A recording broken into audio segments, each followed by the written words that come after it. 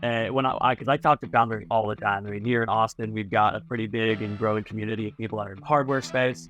And what I explain to them is it's a matter of risk mitigation. And that's actually the biggest reason why I'm a big proponent of the LaunchBoom system, because that's actually the risk mitigation ahead of the risk mitigation of a Kickstarter campaign, which is the risk mitigation of launching a business and like upending your career and investing, pulling from your 401k, whatever it may be, right? The idea here is you utilize this pre-launch system to iterate on a concept.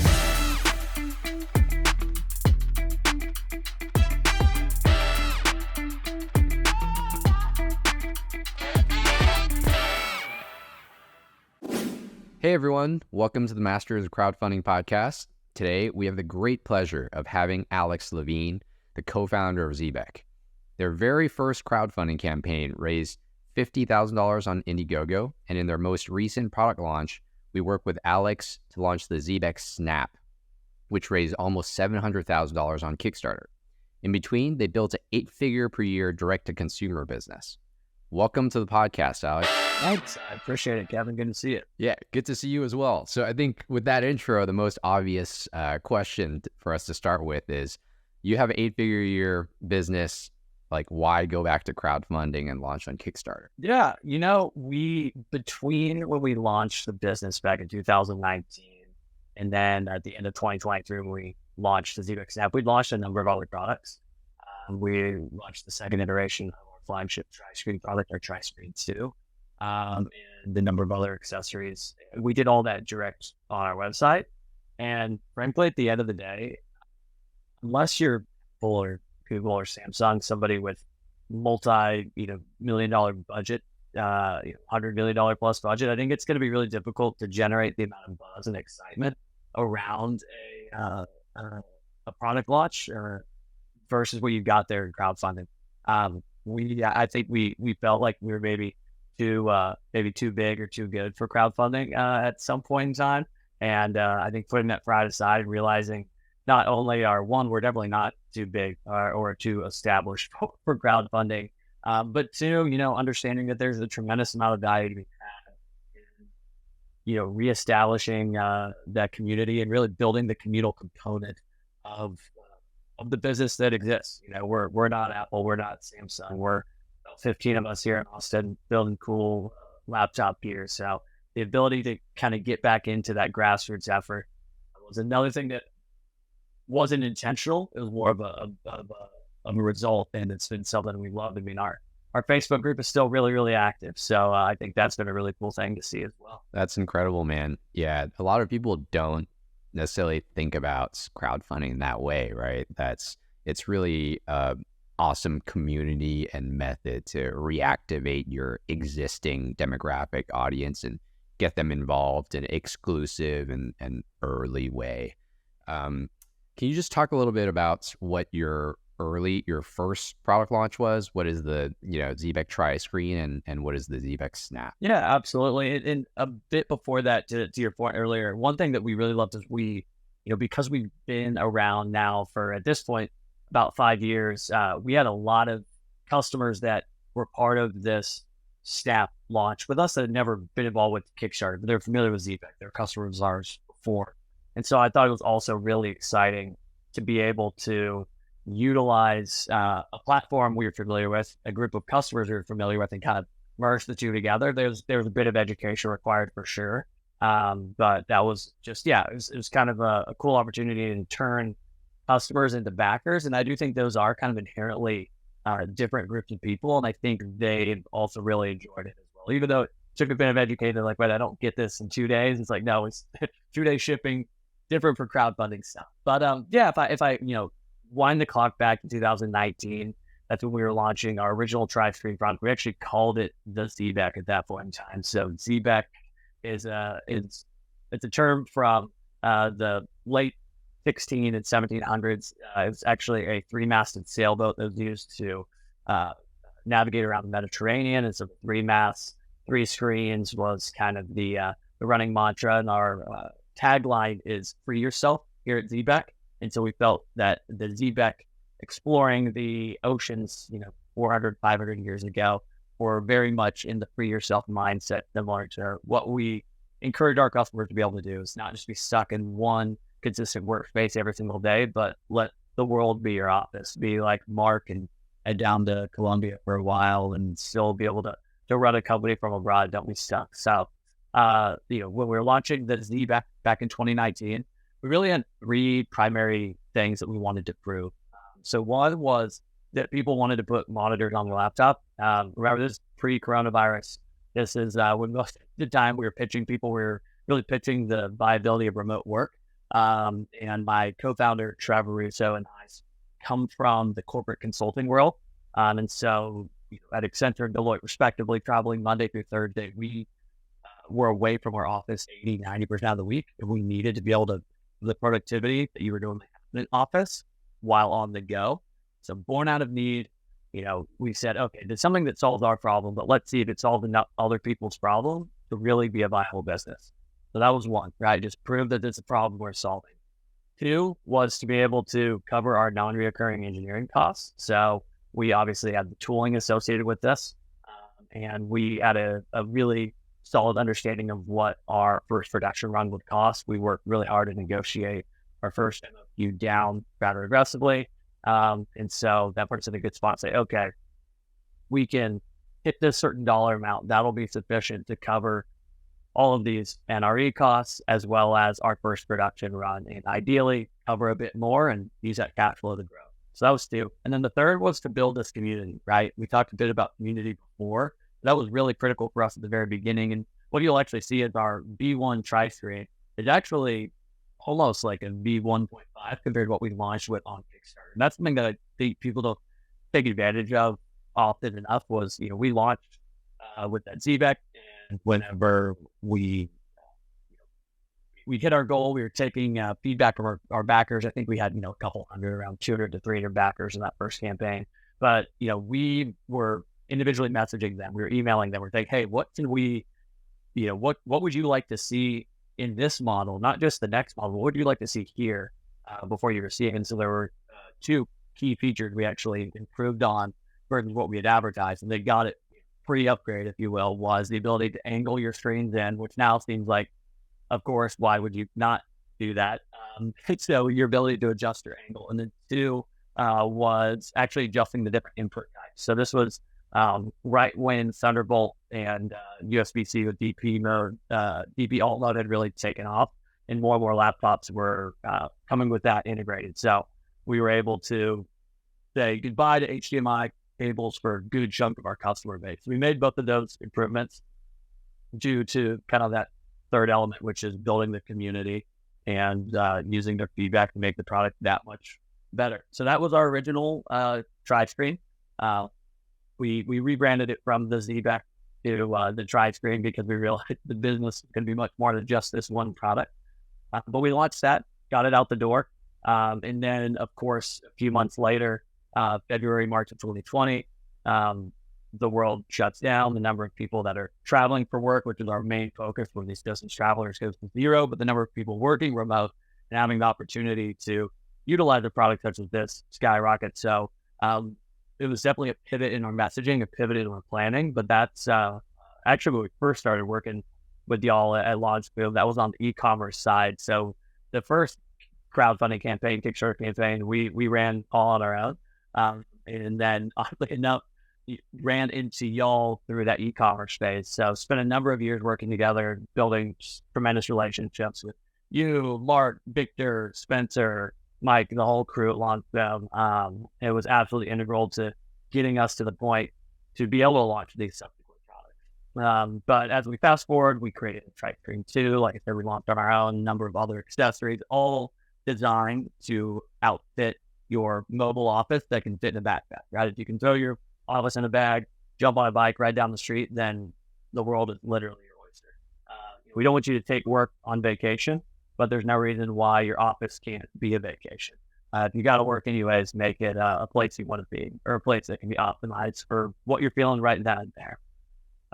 So then, our Snap, our newest product that we just launched, once again working with LaunchBoom, but this time on the crowdfunding side, it is really a kind of a reimagination of what portability and modularity looks like in this term workstation. So It consists now of two individual components. One is the bracket that's still attached to the back of your laptop, and that's what physically connects to your laptop with your USB cable. But then you have these wings that pop out from either side that are part of our patented Snap technology that allow you to connect and disconnect your different displays without the need for any additional wires. So they connect and disconnect using this patented connection mechanism that uses magnets as well as pogo pins to connect. And that gives you flexibility to use portrait mode, landscape mode. You can flip it all the way around 180 degrees into presentation mode. We've got a number of other products that we're releasing this year that outfit the rest of the Snap ecosystem. So you can think of it as a brand new way to interface with things that you mount to your laptop or would want to mount to your laptop, from phone chargers and ring lights and other orientations in which you want to maybe stack your displays instead of side by side. So there's a lot of fun, exciting stuff that is built off of this Snap foundation. And that's exactly what we launched in August of this past year, 2023. It sounds like you, in your product evolution and product development process, it was a lot of following what the customers were suggesting, right? And the needs in the market. And there's a lot of founders and product creators that we meet every single day here at LaunchBoom that are in the mode of like, build, build, build. Hey, I'm going to get my patent first. Hey, I need the perfect prototype first. Hey, I need the very, very final production unit first from my supplier before I'm going to even show the product to the world. What would your advice be for those people that have been working on their product for 2, 3, 4, 5 years, but still haven't showed it to anyone beyond their friends or family? One, so I come from a background professionally, like I said, when I was in corporate consulting, my role was actually the product manager. So I think that I personally think if you've got a product management approach to your business, that's going to be the best way to ensure you build something that people want, right? It's never really a matter of like, can it be built? Frankly, anything you can imagine can be built. It should it be built? And the only way to really know that is to get out there and test the market. We all love to think we're like geniuses, and what we come out with is going to be the best thing that everybody didn't realize that they needed. But that's the beauty of crowdfunding. It all really, because I talk to founders all the time. I mean, here in Austin, we've got a pretty big and growing community of people that are in the hardware space. And what I explain to them is it's a matter of risk mitigation. And that's actually the biggest reason why I'm a big proponent of the LaunchBoom system, because that's actually the risk mitigation ahead of the risk mitigation of a Kickstarter campaign, which is the risk mitigation of launching a business and like upending your career and investing, pulling from your 401k, whatever it may be, right? The idea here is you utilize this pre-launch system to iterate on a concept and say, hey, does anyone actually care about this? Like when we didn't, this was, pre our time to launch, but when we launched our original business, we didn't know that people wanted to put monitors on laptops. Like we did, but that doesn't mean anyone else did, or enough people wanted to at scale. Another key element of product management is that you don't take advice from anybody that's not going to pull their credit card out of their wallet. And I think that's the beauty of this funnel system, the LaunchBoom system, is that it requires them, although it's just $1, $5, or $20, requires someone to actually like show that financial commitment. And that is like a textbook example of the type of person you should listen to. And you can utilize this for surveys, et cetera. But I think the best way to go about it is, one, you're proving that people want this thing. Two, you're proving that your messaging around this thing that you're selling is adequate. And you're able to iterate all of those things before you hit go on a crowdfunding campaign. So, I would recommend 2 months of, I sound like a salesperson for y'all at this point, but like I would recommend 2 months of going through pre-launch just so you can make sure that you're hitting the ground running whenever you start your Kickstarter campaign. Because in addition to day one being really important, and obviously you're building these backer lists, you're going to have a great day one. Like I actually think that's secondary to the point that you've already proven that your messaging, your landing page, creative and text and headlines are all the heaviest hitters through your series of A/B tests over 60, 70, 80 days. So that way you're not testing in those early critical days, or really all the days are critical. All 30 days are critical of a crowdfunding campaign. So, yeah, I mean, you got to get it out there. You've got to get it in front of people that, sure, the kind of cliche answer is like, don't tell your mother because she's going to love everything you make. Like, that's true as well. The most important thing is it's somebody who's going to actually like pay for it because it solves their need. I'd say all this with a bit of a grain of salt because I don't think you should build what a customer wants. There's a great quote from Henry Ford that said, if I would have built what the customer wanted, I would have made it faster horse. Before he went on to, build presumably the Model T or whatever Ford product they built. I think that's critical. It's less so focusing on, hey, this is exactly what I want versus these are the problems I'm facing. There's the classic visual of the skateboard versus the scooter or the motorcycle versus the car, right? Like all four of those allow you to get from point A to point B, but until you really understand the problem you're trying to solve, you may not realize that, hey, the issue is I can't get groceries home when it's raining. Like, well, none of those other than the car are really going to solve it for you. So I think it's absolutely critical to just get it out there, get your ideas out there. IP is critical to have covered. I could talk about that in its own separate podcast for hours. But yeah, I mean, just get it out there. Most people are looking for reasons to not launch it. Just go. You're going to have the opportunity to improve it. You're going to have opportunities to iterate. If it's a good enough idea, someone's going to come in and knock you off anyways. I mean, just go on Amazon, type in Xebec and, have a field day. And so like, just don't let fear prevent you from getting started. I think the best thing that you can do is get it out there, get that feedback, and getting it out there and getting that feedback can literally be this landing page where you pay, spend $500, $750 on ads. And you'll see what kind of audiences are clicking through at higher rates on different ad sets. I mean, there's so many different ways you can break it down, but all risk mitigation. I'd much rather spend $3,000 I'd saved up to learn that this was a terrible idea versus spend even $0, but 5 more years of my life iterating on this thing if no one wants it. So time is money as well. Get it out there, get the feedback. That's my sales pitch. Oh, that's so good. Yeah, you're hired, Alex. That's I always got it in the back pocket. There's so many things we can dig into there. I'll start out with first the comments. Actually, this product that you see behind me. So that's the EcoCube, and the first EcoCube that I launched was a desktop aquarium that used plants to filter aquarium water. So you don't have to change the filters or the aquarium water. Idea is as the plants grow, the water gets cleaner and cleaner. And people would say, hey, like, can you like automate the fish feeding for me? Can you, when I go on vacation, etc. What they're really looking for is not necessarily automation. What they wanted was more of the living decor without the fish. So that's when we came up with that second, the second version, which was just the, hydroponics greenhouse. That was happening. Exactly.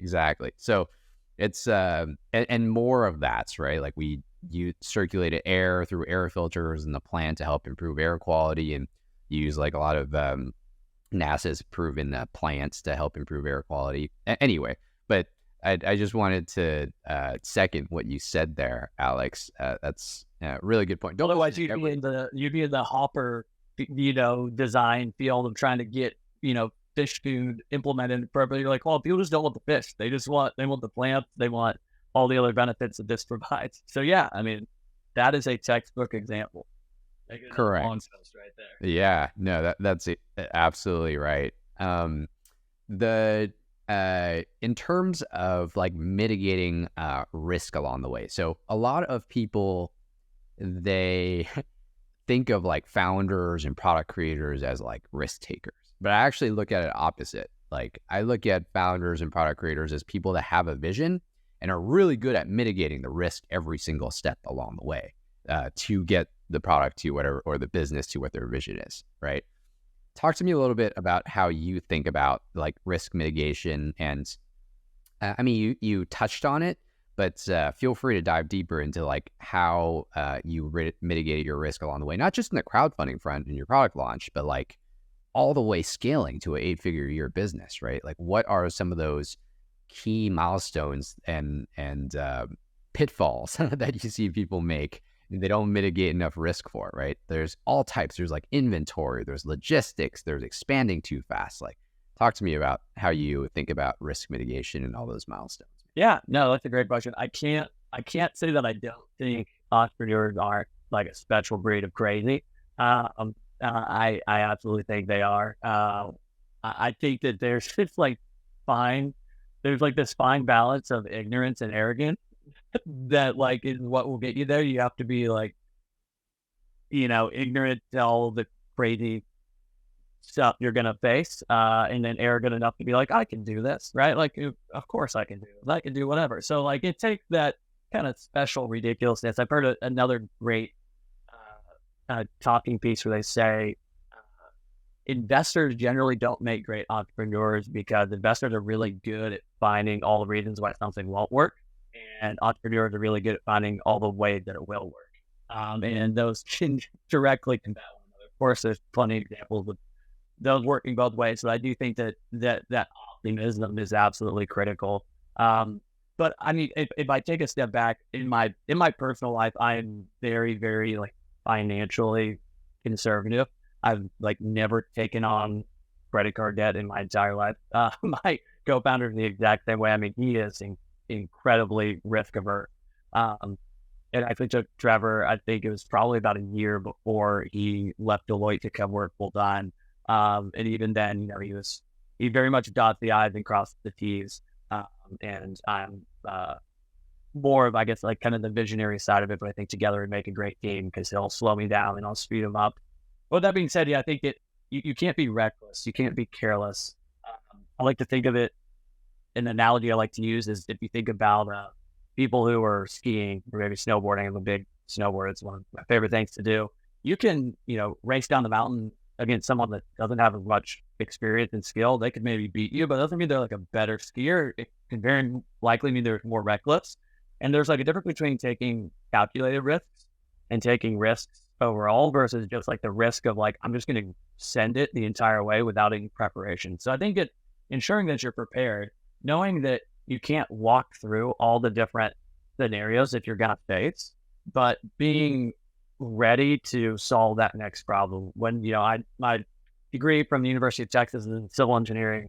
Never spent a day as a civil engineer, but one of my favorite parts about the engineering program at UT, they don't really prepare you to solve a specific problem. They teach you how to solve problems. And I think that that's the best thing that you can do is just be prepared to solve that next hurdle. So that there's going to be kind of a yes, no in the process flow diagram you're about to run into. If you've got a pretty good idea of how you'll handle both, then that can, I think, put you in the right mindset to handle the situation that's right in front of you. So, yeah, I mean, we've been quote unquote bootstrapped, or I like to say crowdfunded since day one, which I think has really been a blessing that was in disguise. I mean, we plan to go out and raise some institutional money in March of 2020, which is historically probably like the worst time to ever ask somebody to open up their pocketbook. And we had an option. We could either wait or we could just start selling, right? We're like, okay, we have a couple hundred extra units in this initial production run. Let's hit the ground running. And that's what we did. And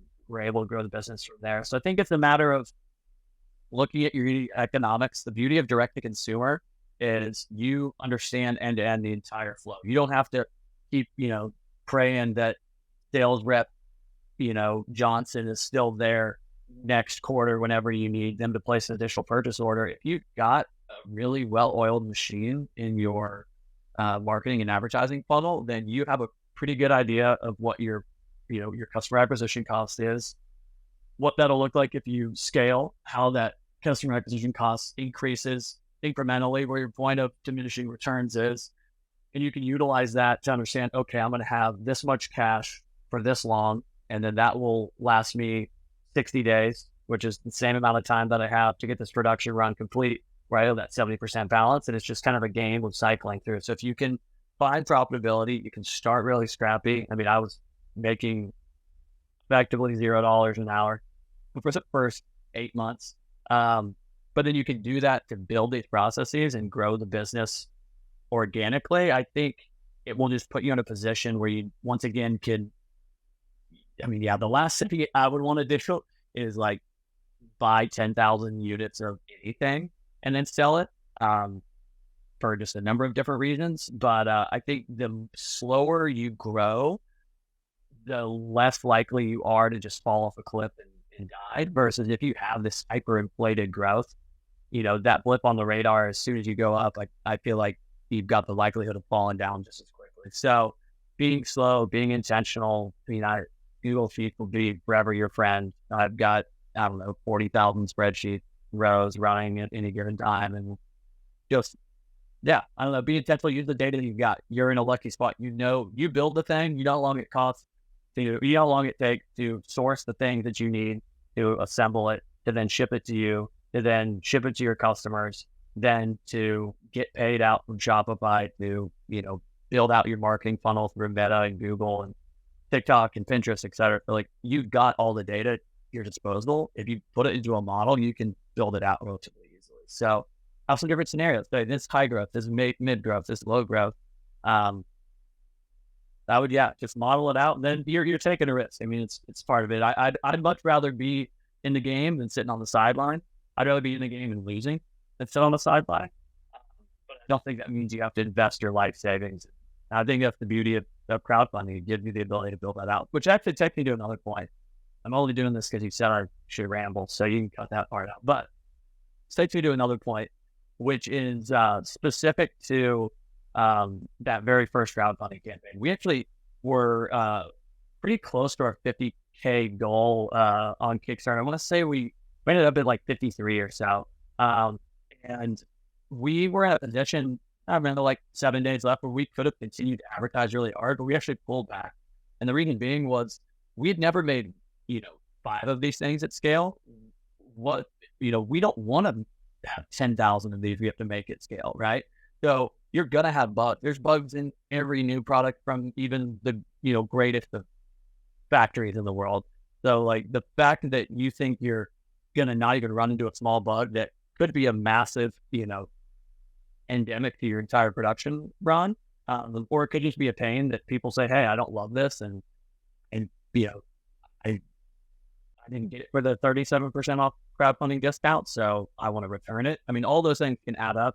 So for us, we said, okay, we hit our the amount that we needed for this first production run, really small production run. It also allows us to get product out the door, get that feedback. If we see, okay, this button is regularly breaking, then maybe we can reorient the way that it presses. I don't know, I'm just making something up. Or maybe the shock and vibe test really should have failed, and we have 3% of our screens that are breaking in transit. Like, you don't know these things until they're out there.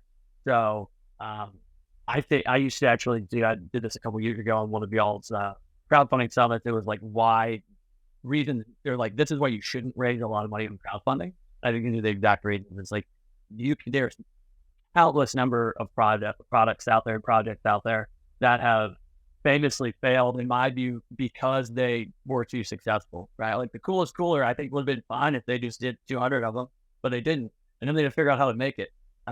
In our space, it's actually this company called Slide and Joy that like famously launched in 2015 and like still has not delivered anything. They've changed their name like 8 times.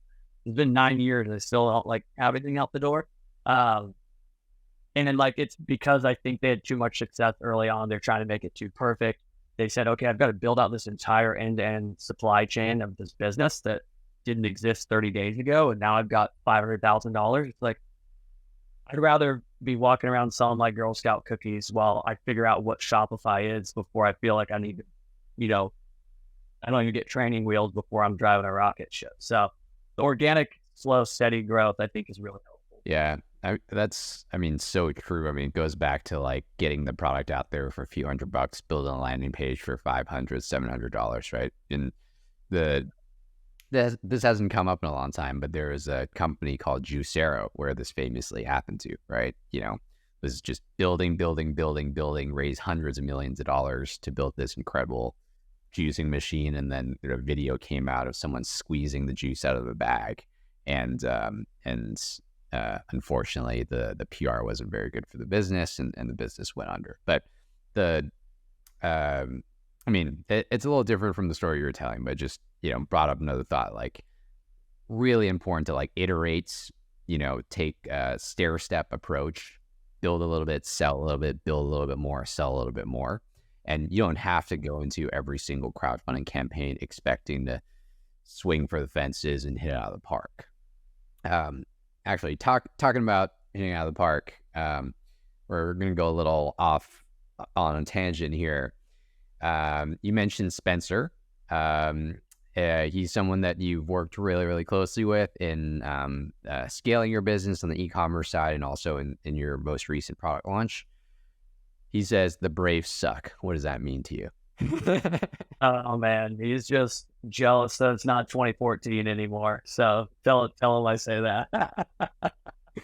No man, Spencer's the best. Good thing he wasn't on this call, or otherwise we would just ramble off into some useless podcast mess that wouldn't be very applicable.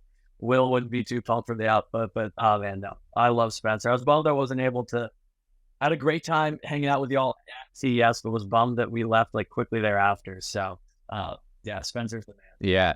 So yeah, talk about your working relationship with Spencer. I think it's really special, not just the success that we've had together, right, as business partners and colleagues, et cetera, but also like the relationships that are developed between us and our clients, like yourself. And we had the immense pleasure of like having dinner with a bunch of our clients and then going out to the tables and gambling together at the CES. And we all won money, which was incredible. And it's funny.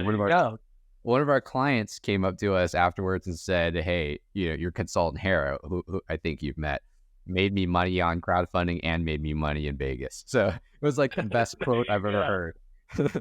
So yeah, talk about your relationship with Spencer and even Clint and the team. I think one thing I've always appreciated about just the people at LaunchBoom is just I feel like it feels normal, but it's just y'all are real, which is something I really like. I think you run into a lot of, and I know y'all have like grown and changed and pivoted over the years, but in other people in this space, especially in like the agency space, like you just run into some people that are, I'm like, do you even believe the thing that are coming out of your mouth? Like there's just an honesty and an authenticity and a well-informed yet laid-back nature to you, to Mark, to Mike, to Spencer, to Clinton. I mean, the whole crew that used to work with, Whitney and Jara, et cetera. And I think that's something that I've always really appreciated was, your stuff, but you're also willing to say, hey, I'm not entirely sure why this is happening, right?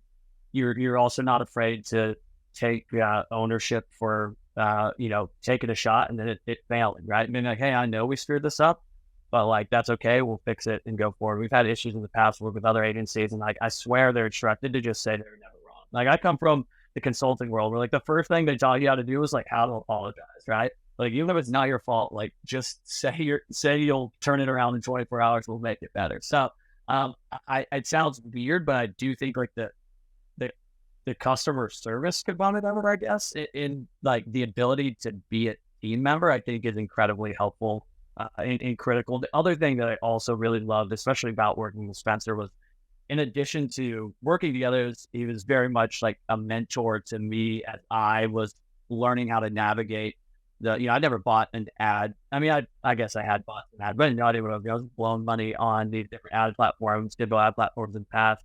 And so I always joke I'm from the Spencer Knowlton school of Facebook ads, so for better or for worse. And so his willingness and excitement to teach me the way that he approaches these different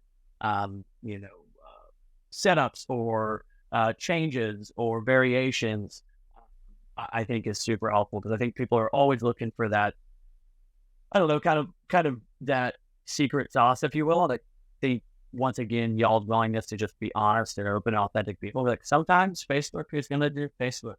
You just got to be okay with that. Like the variation of it. It doesn't just print money, because that's not how the world works. And so, I mean, I can go on and on, but I really love the authenticity. I love the transparency.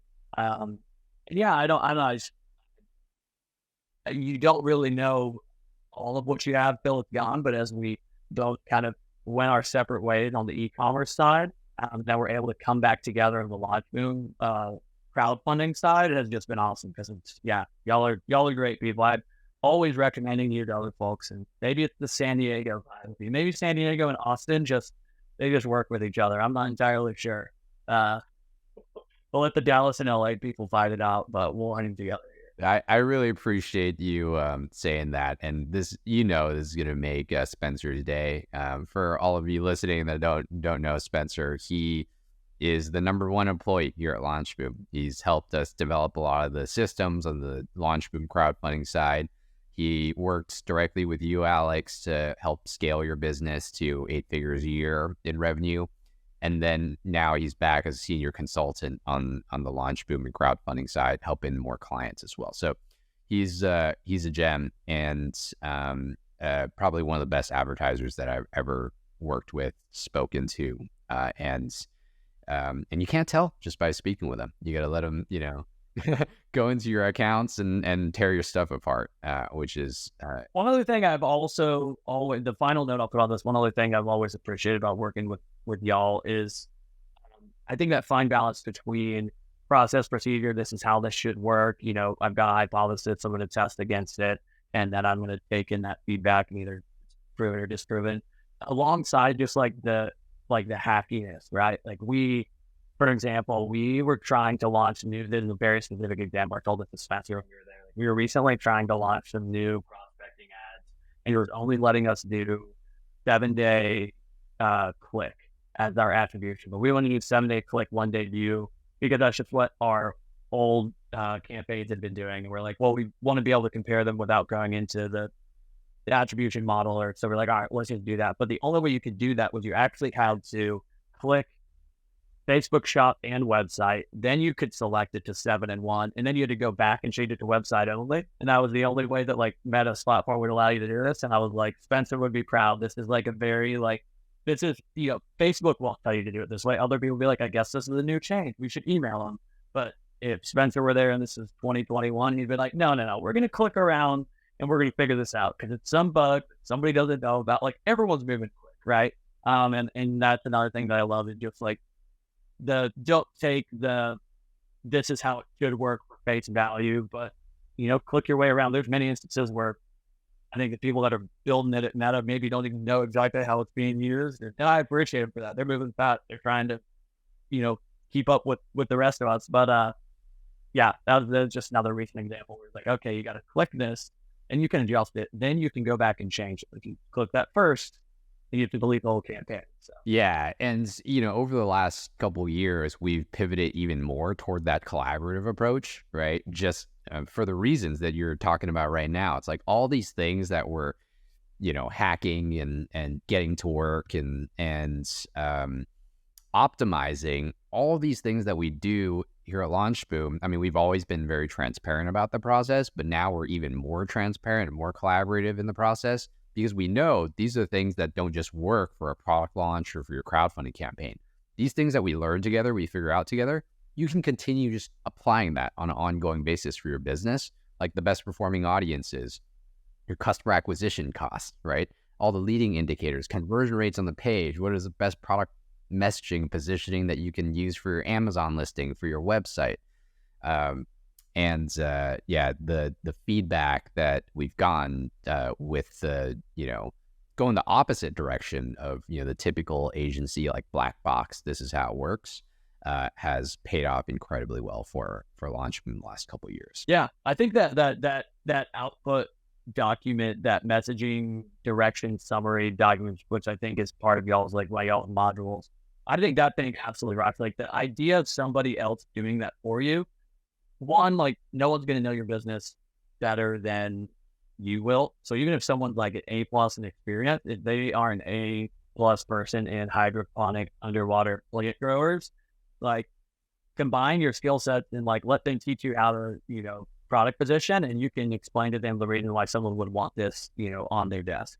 But that document, I mean, our ability to create and we've got a pretty awesome set of, flows for our Snap on our website now that we're live. But we were able to build that out and do the wireframing in 4 hours because we had spent all this time early on, not just setting a hypothesis for this is what we think it'll work, but we'll adjust the landing page accordingly. Then we even adjusted a little bit our Kickstarter page. And to go from there to your e-commerce, it's like a breed versus beforehand, you have to like launch this thing from scratch, hope that what you're saying makes sense. I mean, there's, I don't know, that's like probably my favorite deliverable y'all have. And I think that that's a really helpful exercise. And even as we talk to other products that we're not launching on Kickstarter, we're like, all right, we should be able to answer all these questions, right? I think that that's another thing that this is, it's not cheap, I guess.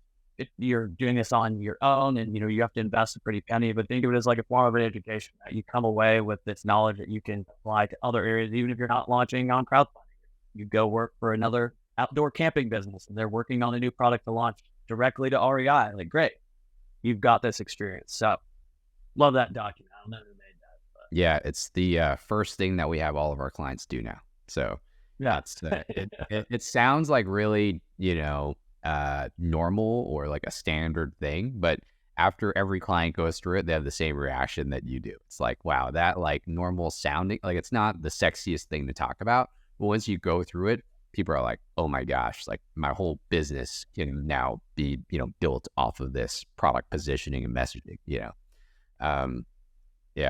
And for anyone, listening to this, and there's another podcast I recorded with the founder of Ring One, which is the most funded wearable, a competitor to, like, let's say Oura Ring, call it.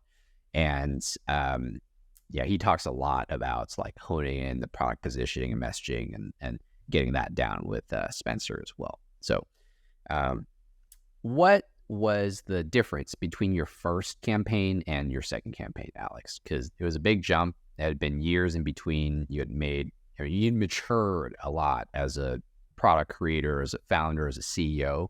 But yeah, what did you do differently between the first and second campaign that made such a big difference in the funds raised? Yeah, I think the biggest thing that differentiates then the set of goals that we created for both. Brad, I already walked through those first three: the non-reoccurring engineering costs, the kind of viability of anybody wanting to solve this problem worth being solved, and then building the community. That was our biggest reason for launching, and we launched the whole business, right? That was, and I think that's another thing that people always get back and forth on. They're like, oh, isn't Kickstarter for launching a business? Like, it could be for launching a business or for a product. There's, Peak Design, one of my favorite companies. I think they're on like Kickstarter 14 or 15. They're launching everything on there. So, with it being not a business launch, but a product launch, that took, less time to kind of explain who we were. It also gave us the ability to bring in our existing customer base that I was explaining earlier, which was something that was really exciting and also really rewarding. But, procedurally, we did a lot of things there. We didn't do like a pre-marketing funnel on the original one. We were just much different. Say we had a fraction of the budget. I think that's another really important thing to note is, any Kickstarter campaign you see that is, let's say it's hitting $1 million, right? They didn't just earn $1 million. Like, there is an investment and then a return on that investment that's required. If somebody was able to hit $1 million and they put in less than $100,000 into that campaign, let's say they did just $100,000, that's a 10-to-1 return. That's absolutely like mind-numbingly incredible. I used to also do this other talk on the crowdfunding side where I was like, why you don't want to raise $1 million in addition to the product development stuff and manufacturing and defect issue. I was like, also, like, you probably don't have a 150, even if it's 250,000, that's a 4-to-1 ROAS at that scale. It's awesome. Hey, I'll give you some money if you're pushing 4-to-1 at $1 million. Like, let's do that in 30 days. You got to this. Like, it's a great place to be. So, not to say that virality can't happen, but it's not just put it on Kickstarter and it'll come, right? I think that that's a big thing that people think. Before I launched Xebec, I launched a number of other products for myself or for friends. It helped out, and I learned a lot about the Leadscape. It was the very first product I ever launched. I didn't put any money behind, but I just emailed every blogger I could find. I needed $6,000. I got like $7,000. It was awesome. I made this little plastic guitar instructional device back in 2016. I think it was a big learning phase for me of like, oh, it's not just like you come on here and even if you blow up from a viral perspective, it's not without all the effort put in up front. So I think that further supports the processes that we followed, which was this LaunchBoom pre-funnel process, just all the work that you're going to need to do it ahead of time. So if you think about the time and effort and dollar you're going to invest up front, that's also required to have a 200, 300, 400, $500 million campaign, whatever it may be. Not 500 million, 500,000 $1 million campaign. And I think a lot of founders come in and they go, hey, if I don't hit X, Y, and Z, it's a failure. Well, that scares me because I'm like, man, just be ready for whatever could happen. I mean, no amount of money you're pushing. A lot of people push incrementally, sub one return. So that means for every 90 cents they're earning, they spend $1. So like they're losing 10 cents for every, dollar they make. With that being said, I think that we wanted to also leverage what Kickstarter had. So we said, okay, this is a great opportunity. Let's, we realized launching on our own costs more money to get the attention. So let's, work with LaunchBoom. Let's walk through that process. But let's also take advantage of that community that's there. Let's also use this as an opportunity to, leverage the cash flow that comes from it. I think that's a great opportunity for businesses like ours. This is butting up right against Q4 and the holidays. And so you kind of have two different options. You can either purchase all of this product ahead of time in hopes that you are having enough demand driven up right around the holidays, or you can use those excess funds to purchase the product that you already have in circulation and push that for Q4. But if you do this, I can launch a new product and I can have my Q4, hero product ready to go at the same time, utilizing the cash flow that comes with the crowdfunding campaign. So I think we were both bigger, and that enabled us to do everything that we'd done previously at scale. But also I guess take the learnings from before and actually, we did not invest anything at the forefront of the original campaign. Like I was trying to collect the cheapest emails I could, running ads back in 2018, 2019. I had, I think 5,000 people on this email list. I must say 4,000 of them were from, all these random small countries or relatively, lower income countries from all over the world. Which was great because I was having these great conversations, but I realized, 2,000 people from Bangladesh are not nearly as likely to convert as 50 people from, Seattle or wherever it may be. So those are other little learning lessons. How can I utilize this pre-launch phase to have a higher degree of success? So I hope that answers the question. No, it absolutely does. So you've been doing this for, 4 or 5 years now, right? It's building a business is a marathon. What are some things that you do on a daily basis that allows you to continue working in the business with the high energy, right? On a day-to-day basis, solving all these challenges that come up, problems that happen, manufacturing, logistics, products, right? I'm sure you're dealing with it every single day, and it's never like a slow week for you. So yeah, are there some habits or routines that you have that you do on a daily basis consistently that helps you deal with the ebb and flow of just running a business? The ebb and flow is absolutely. That's a great point to start with there. My head of marketing always jokes, he's like, hey, we don't get. I was a friend of his asked, like, hey, like how do we just won a CES Innovation Award for our new Snap. So that was something we were super pumped about. Picked up our trophies. Congratulations on that. And someone said, thank you. And one of our a friend of our head of marketing asked, like, hey, like what's the energy like? Is everyone just super pumped? And he's like, here at Xebec, like we don't get too high on the highs or too low on the lows, which thank God, because there's some crazy lows where you're like, everything's falling apart, and there's some awesome highs. So I think this even killed approach is pretty critical. In addition to that, I think focusing on the areas of the business that you're most passionate about is critical. Whenever I launched my very first campaign, I created that little guitar instructional device. I created this matrix that had everything I was good at the bottom, everything I wasn't good at the top, the things I liked to do on the right, the things I didn't like to do on the left. Now, left me with these 4 different matrices. There's 4 different sections, and that had in the top right the things I was good at and I like to do. And so if I could focus on those things and I could build a team slowly but surely around me that could fill out the rest of that work, that would, enable me to be the most fulfilled and most excited to tackle that next challenge. I think that there's this Gallup Strength Finder concept where you fill out all these questions. They ask you what You determine like what your strengths are, but their main philosophy behind it is how to build strong teams. And instead of naturally saying, okay, I'm a 8 or a 9 at this set of skills, but I'm a 2 and 3 at these skills, instead of saying, okay, let me get the 2 and 3 closer to a 5 or 6, they actually say, throw that out the door. Turn your 8 and 9 to a 9 and 10 respectively. Like, focus on the areas that you're already naturally good at, or you've already built that area of expertise in, and try to supplement the team around it. And I mean, I guess I'm not entirely sure how like revolutionary of an idea that is, but that's something that was really exciting to me. It's like, okay, we've all got these natural strengths. Let's leverage those. I think it's really important as a founder to know how everything works. I'm just generally a curious person. So, I mean, I've picked up, shipments in a Penske truck up at DFW airport and driven them down. And Trevor and I, the very first batch of Xebec tri-screens, we slapped the labels on ourselves. And I used to answer every customer ticket. The very first time we set these out, someone said, hey, what's the phone number to call? I was like, phone number.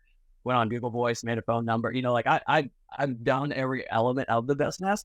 So I think it's critical to do that. So you have, kind of like when you're a kid and your dad, like, you're going to shovel snow. So, it builds character, and it also allows you to understand, what it takes to have a clean driveway. I don't know. I live in Texas. I've never shoveled snow, but you get the idea. Mow the lawn. And I think the same applies here. So whenever you're running into these challenges, one, you have empathy for your different contractors or your employees or your teammates, your agencies you're working with. The two, you can also help them out, right? Be like, hey, I've actually tackled this. This is how you can dig into Shopify and solve this, or this is actually a new update in SolidWorks that allows you to do this cross-section analysis. So, if you can focus on the things that you love to do and supplement that with an awesome team around you, then I think that'll put you in a great spot. What is a book or article or a piece of content, podcast, YouTube video, whatever it might be, movie, right? That's you felt like if everyone read it or watched it, would change the environment around you for the better? Yeah, no, my favorite book, and there's a bunch. I've kind of got two. There's some that are just like philosophy on life and what you're striving for. So there's a great book called Die with Zero, another one called Psychology of Money. So I'd recommend both of those. I think they're absolutely awesome books. Kind of this concept of like what is enough. But the best book, in my opinion, is Shoe Dog, which is the story of Buck Knight and Nike. And if you see the things that like he went through, you'll never feel alone in any sort of ridiculous entrepreneurial journey. And obviously everybody and their mother knows what Nike is. So, it didn't just, he didn't inherit $100 million and then hire the best shoe designers in the world. Like, no, this guy was, sending money in the mail to Japan in the 60s and just praying that it was going to result in something, right? And he's got these deals that are in place that aren't deals. And there's the Marlboro Man in New York City. There's like, it feels like fiction. And I'm not a big reader. I honestly struggle to be like consistently reading as opposed to listening to podcasts, etc.